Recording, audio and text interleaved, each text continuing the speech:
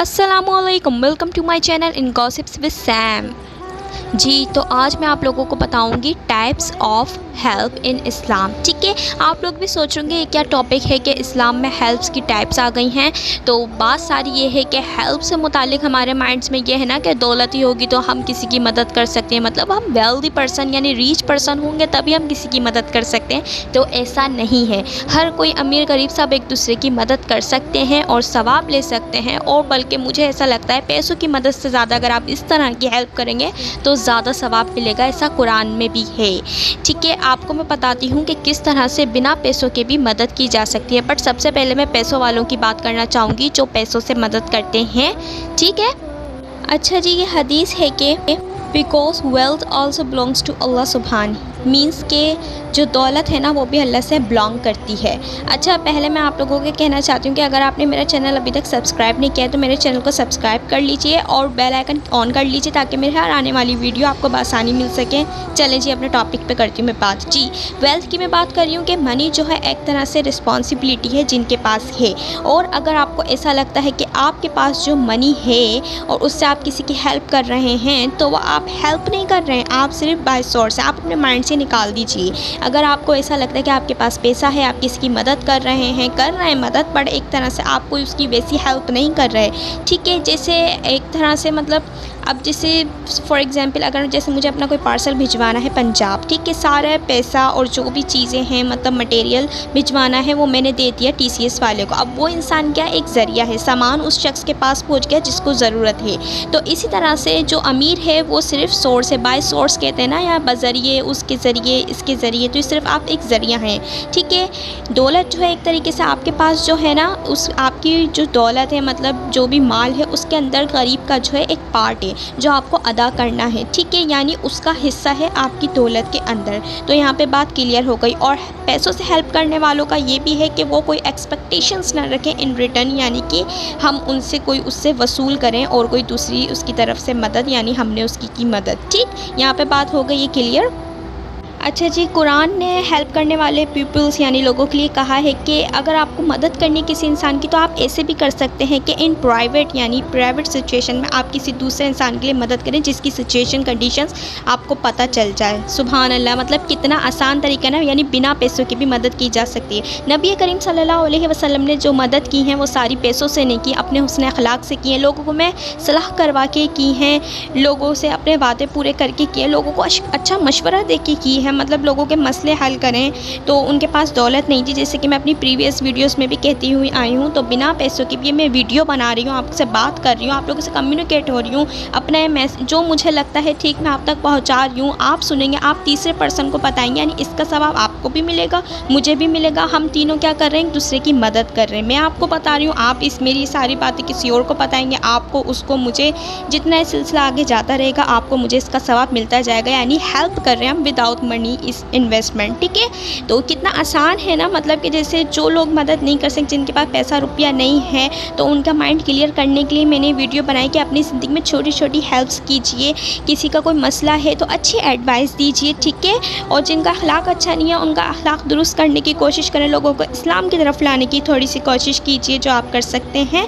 ठीक है, लोगों को सब्र सिखाएं, सब्र कैसे कैसे, गुस्सा आता है तो कैसे करें, अपने दिमाग में ना बिठाएं मैं कैसे हेल्प कर सकता हूँ। ठीक है, आप हेल्प कर सकते हैं, आप अभी भी हेल्प कर सकते हैं। अगर आपको अपनी फ्रेंड का कोई मसला पता है आप वो हल कर सकते हैं अच्छे तरीके से।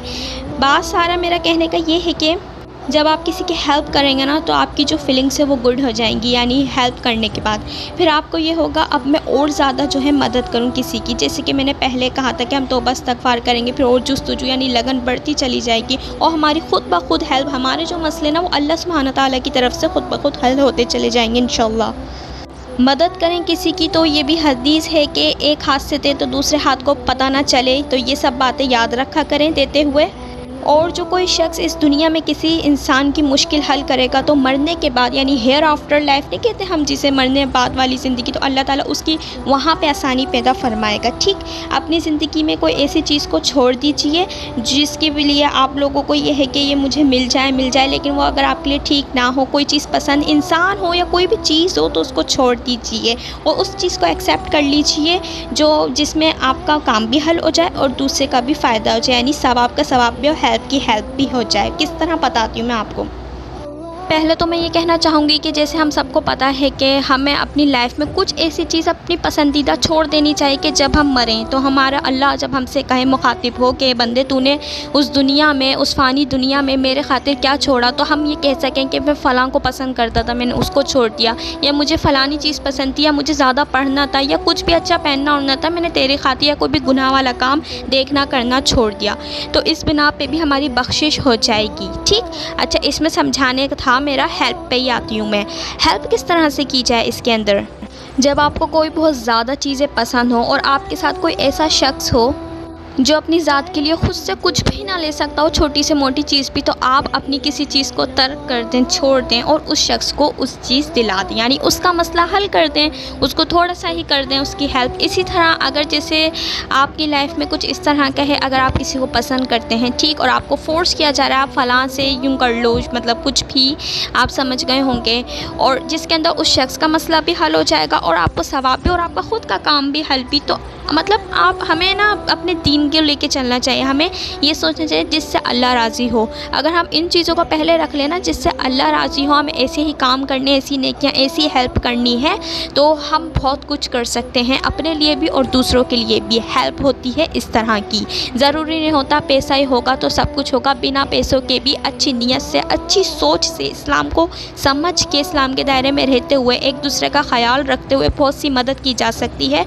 अगर आपके समझ आई हो मेरी बात तो आज से ही आप लोग कोशिश करें कि कौन नज़दीक आपके मदद के काबिल है, और मतलब आप किसकी मदद कर सकते हैं, आप इस काबिल हैं और हम सब काबिल हैं इस चीज़ के।